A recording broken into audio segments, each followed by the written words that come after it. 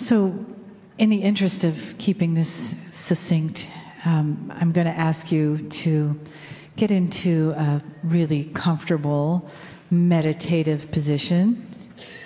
I'm not going to do my usual little bit I do at the beginning here, just because it's a time thing. So, let's take a breath, big breath. Just let your body relax. Let your shoulders soften. You might want to close your eyes for a moment. And just feel yourself, you as one person, in the beautiful soup of humanity in this room, among family members. And just let the softness of your breath continue to relax your body. Continue to bring you more and more present into the information of the now.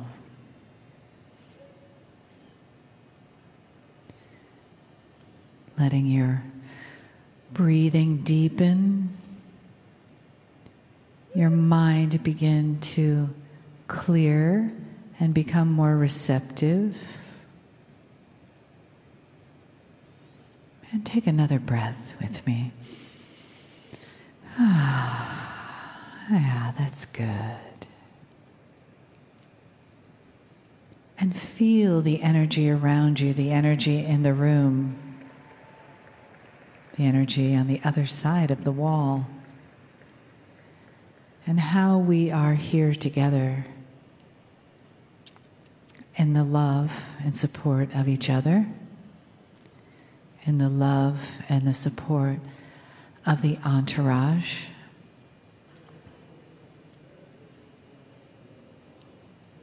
Just let that hug you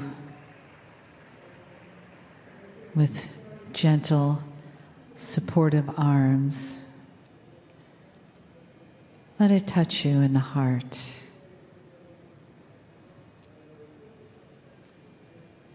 And feel that immersion from the beginning of this day to the now.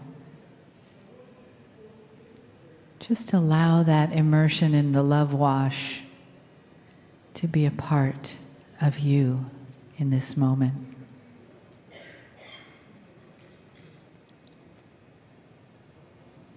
Your own heart and your own breath and the love of the beautiful energy of Kryon around us, here to serve us, here to know us, and to give us the gift of knowing ourselves in a beautiful, deep, and loving way.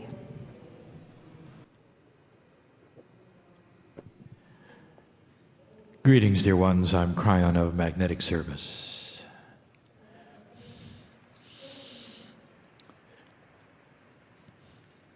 We celebrate the young people in the other room and their joy. And it's not a distraction. I want you to hook your countenance to my voice. And the focus will be there. There is a soup of consciousness in this room that is precious. Precious. There are those who would say that the confluence of thought here actually brings about reality. In other words, what you think, you create. And these would be the ones who are ahead of their time with ancient information. Ahead of their time with ancient information. When we gather together in a few hours, I want my message to be about consciousness. I want it to be this time about where this is going. a little different than I've talked about before, a little more personal than I've talked about before. These short messages that we present in a day like this to those seated here and those listening later are meant to introduce the concept of a man in a chair having information and presenting it from the other side of the veil. And there are always those who would sit for the first time who have never experienced it in person or perhaps ever at all. Tonight, in a few hours, we would like to talk about that very fact. How is it affecting you now? And you'll say, well, it's not affecting me. You see, I know who's here. Everyone who is here, dear ones, has a soul which is forever. There are no ones who are singled out that say your soul is higher or lower than another. All of you are from my side of the veil. I am your sister. I am your brother. You are my family. And the veil holds this from you. And some of you will recognize it. Some of you will buy into it, as my partner says. Some of you will let yourself go and feel it. Some of you will intuit it. And some will sit with their arms crossed at their chest and say, no way. No way. I will tell you something. And at the end of the day, and I'm talking about the day of your life, and when your last breath is taken, and when you come through that place, which you have been through so many times before, and start to hear the music and see the light, and things start to resolve themselves, and within 3 Earth days you're back with me, we're going to have a party, and there will be no hands across the chest. Full realization. There is no judgment of your unbelief or your belief. There is only beautiful information and love pushed through this source in this chair to you, saying, I am here, and you have an invitation to remember it. And as consciousness change on this planet, there's going to be a lot more remembering. The invitation is for you to remember it, to authorize it, to see it, to discern it's correct and real, and participate. Or not. Or not. I would like to tell those who are not believing this is real right now that the love is just as strong for God, for you, in whatever way you conceive God, if you do. It doesn't have to be in a meeting like this. It doesn't have to be. You can go anywhere. You can be in a closet by yourself or with a throng of 1,000 people singing songs that perhaps are from another belief system, and God will be there. And the love of God is so precious for you. We do not judge what you decide is right or wrong. Did you hear that? It is so important for everyone in the room to understand that you're part of a collective in this universe, in this galaxy, which is right from the creative source. And every single human being on the planet is born with that intuitive knowledge that there's something more than themselves. More than 80% of the planet involved in belief systems that have an afterlife. Acknowledgement throughout humanity. 7 billion people know that when they take their last breath, there's more. That should tell you something. Could this be real? Does the more have to be so mysterious that you won't know till you get there? Or is it possible that the something more is something now? And that there is a plan greater than anything you have ever been told about why you're on the planet as an old soul.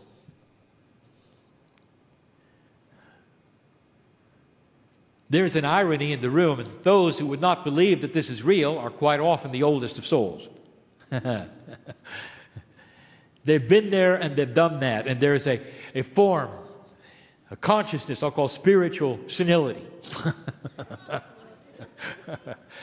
that's decided it's not for them. Been there, done that. It gets in the way. See, I know who's here. Everyone in this room is precious. The consciousness in the room is precious.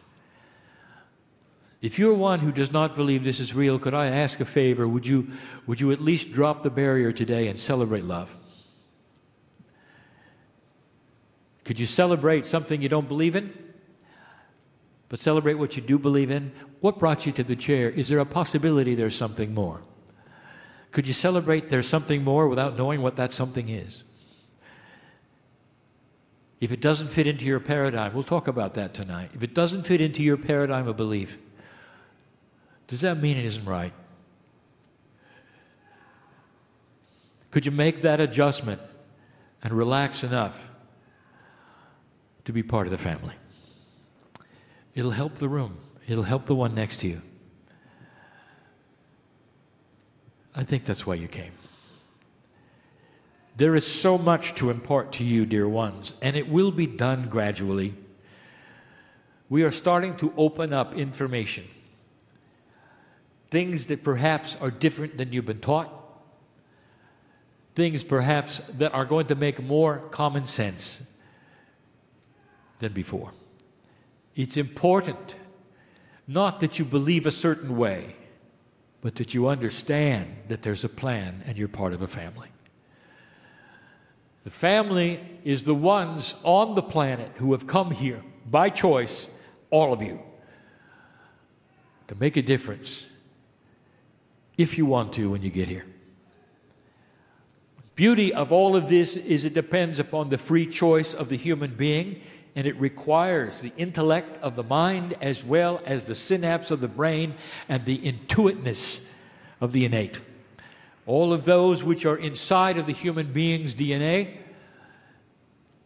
to come forward. But the thing that is starting to happen now, and with this I will close, is that this energy that is starting to open up the way it is now is starting to pull upon your Akashic record. And it's pulling in ways that you don't expect. And it's causing anxiety where there should be no anxiety. And some of you are in the room and know exactly what I'm talking about. Why am I so anxious? What is going to happen? Why now? And I'll tell you, it's time to stand or sit or kneel or worship any way you want to and celebrate the family. Because that's what you're feeling. There's more here than you think. And it all centers around you. Not the man on the stage, not world events, not the war that is happening in Israel. Because consciousness is bigger than all of that. If you're part of the family and that is your intent, you are immediately hooked in a confluence of energy to all of the other family members as one mind, one spiritual mind that can change everything.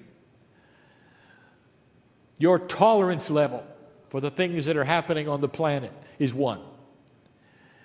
And what you pass to the young people, what they will accept, and it's already beginning. And my partner will speak of that soon. These are changing times. We close with the statement we have made before. There's no turning back. Those of you waiting for normal to return, you'll have a long wait. For normal is shifting. And normal will no longer be static. You normally say, this is the way things are. And that box closes up and you live your lifetime the way things are. And we have told you that the box is going to disintegrate. And instead of having the way things are, it'll be the way things are today. Because tomorrow will be another way things are. And that will be the way of a dynamic earth, a changing consciousness where the boxes start to break down. And you are willing to have change every day. To such an extent that you will wake up in the morning and say, if it doesn't change today, I will be disappointed.